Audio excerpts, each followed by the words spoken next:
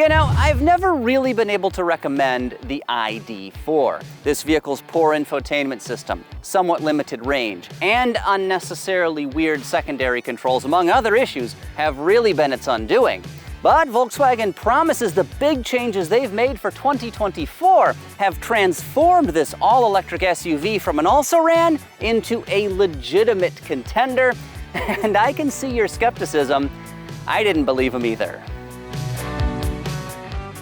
Transforming the ID.4 from something to avoid into a vehicle you should embrace are numerous updates and tweaks.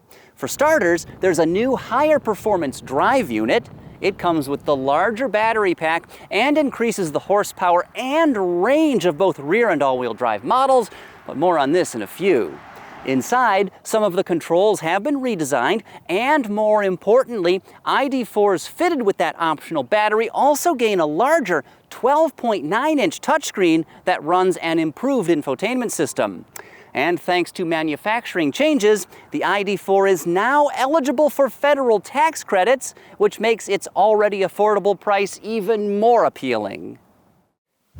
Before this update, the ID.4 was very hit or miss. It did some things extremely well and fell pretty short in other areas. As for this vehicle's core strengths, though, it is very cleanly styled on the outside. I think it has, I dare say, a timeless design. I think it's pretty attractive.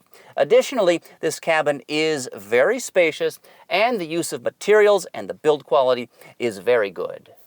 The ID.4 is also extremely comfortable. These front seats are supportive, yet also pretty soft at the same time. In this high-end all-wheel drive Pro S model, these chairs are also heated and ventilated. They adjust in 12 different directions, and of course, there is a memory function. This SUV's back bench is pretty excellent as well. There's tons of room in all directions. The floor is basically flat. The cushion height is great above the floor, and the backrest is very comfortably angled. The ID.4 also has a surprisingly generous amount of cargo room. Behind the rear backrest, you've got about 30.3 cubic feet of space, but if you drop those down, that number increases to 64.2, which is a pretty good figure. There is, however, no front trunk in this SUV, but honestly, with that much room, you probably don't really need one.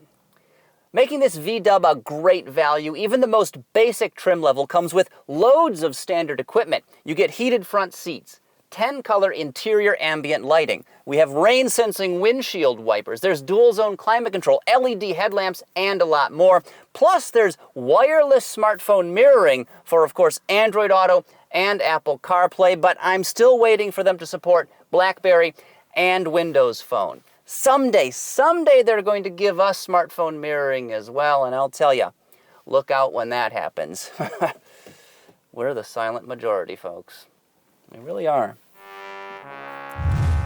But now for a few of the most important changes. ID.4s fitted with the larger, optional 82 kilowatt-hour battery pack also gain a new 12.9-inch touchscreen that runs an infotainment system that is far better than before. Now, there's a lot of functionality here, several different ways of doing things, but overall, this system is far more intuitive than the previous generation one, and it is super responsive. If I, for instance, bring up the navigation map here, you can see it pops up, and it just flies, pinching and zooming. There's almost no stuttering or delays. This is nearly as responsive as the Google-based system that you get in newer Volvos. It is really good. Volkswagen has done a great job with this system. It's colorful. Like I said, there are multiple different ways of interacting with this, so it's easy to get to different functions. Additionally, they've added illumination to the touch sliders on the dashboard. You've got two sliders on either side here for the temperature control, and then a volume slider in the middle. Why those weren't illuminated in the first place, I have no idea, but they do shine light at night so you can actually see them. Though, honestly, I would much prefer just having a couple knobs. That would be a much better solution, but you can't win them all. But overall, this infotainment system, it's still not one of my favorites, but it is so much better, it's not a deal breaker anymore. Another change is the position of the gear selector. If you remember, it used to sprout out from the digital instrument cluster right up here, but engineers have moved it down to the steering column where the wiper control used to be. And yes, it's easy to reach in this position, but honestly, I would much rather have a separate wiper control stalk. It's very easy to flick or lift depending on what the weather is doing. Now you've kind of got to fiddle with a toggle over here on the turn signal stalk. Additionally, we have revised touch controls here on the steering wheel. They're very responsive, plus Volkswagen has changed the labeling and layout to make everything much more intuitive, and it is a big improvement. Unfortunately, though, we do have the same silly window switches as before, where you only get 2 switches and then you've got to toggle between the front and back windows. And I really wish they would change this and just put 4 switches in, but you can't win them all. Anyway, let's talk about the ID.4's updated powertrain and see how this thing drives out on the road.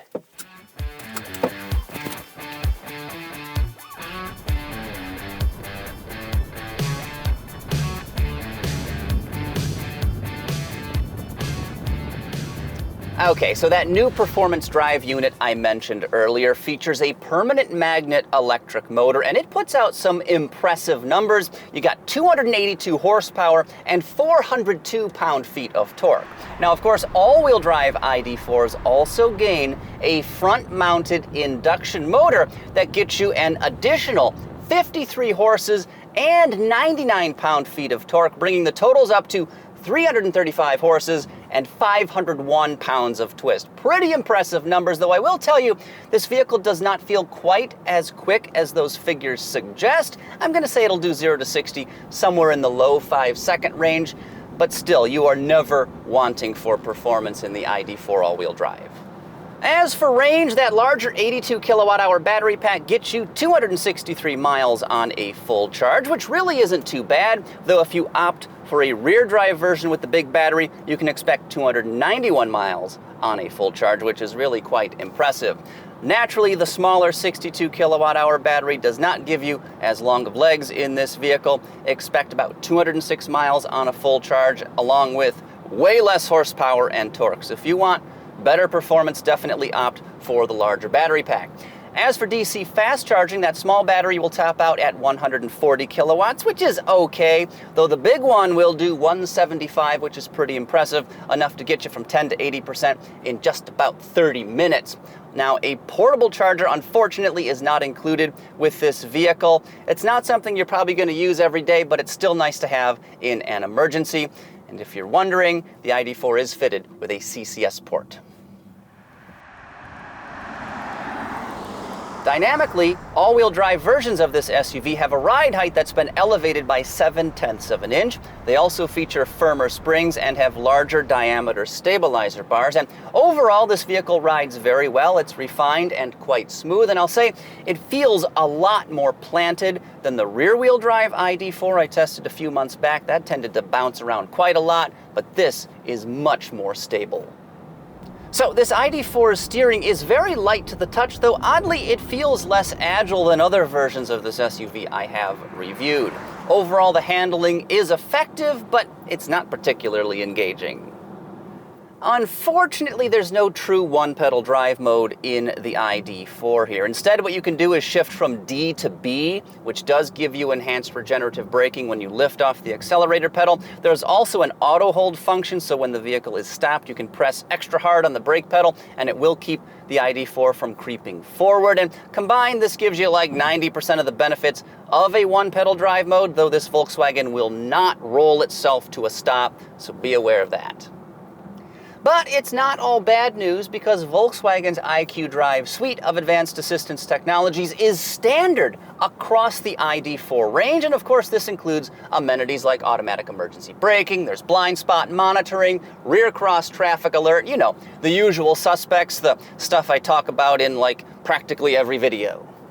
You also get Travel Assist, which is Volkswagen's implementation of adaptive cruise control with lane centering and stop-and-go capability. Now, this is not the best implementation of this technology that I've ever experienced. The vehicle will move in its lane just a little bit, but I'll tell you, it is still very, very good. Additionally, Volkswagen has made it dead simple to switch between the various cruise control modes because you've got adaptive cruise with lane centering, conventional adaptive cruise, and then regular old-fashioned cruise control that will not slow the vehicle down with traffic or keep it in the center of its lane. And you just press a button here on the steering wheel spoke, and it's dead simple to cycle through all of those cruise control settings. So overall, the ID.4 is pleasant to drive and surprisingly comfortable, though I will say this is not the quietest EV I have ever tested. You do get a fair amount of tire noise coming up from the road, and there's a bit of wind rush, particularly at highway speeds. Now, these things are not objectionable, though they are noticeable. But now let's recap this vehicle's strengths and weaknesses, and then, of course, we got to talk pricing. Okay, this all-electric SUV's new infotainment system is a huge step forward. I also appreciate the reworked secondary controls that are easier to use. Front or rear, the ID.4's seats are long-haul comfortable. This vehicle's on-road performance is very good. The faster charging and longer range are great news too. And it's awesome that this VW is eligible for the full federal tax credit. As for downsides, I haven't mentioned this yet, but I find the trim levels incredibly confusing. There are rear drive models and Pro grades, Pro S, and then the standard trim. It's a lot to decipher. Another knock is the ID.4's unnecessarily weird window switches. I wish a portable charger were included. And finally, this SUV's interior could be a little quieter at highway speeds.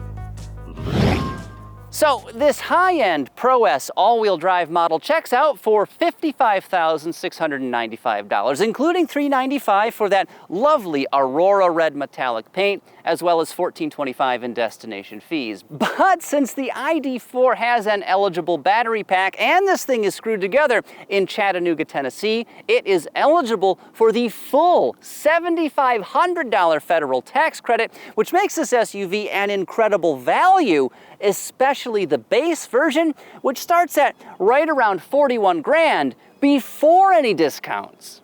For 2024, Volkswagen has done a fantastic job refining the ID.4. Like I mentioned earlier, I've never really been able to recommend this SUV, but now I actually think it's a smart buy, even if I don't like it quite as much as, say, an eGMP car or even the Ford Mustang Mach-E. But you know, if there were an award for the most improved EV out there, it'd probably go to this ID.4.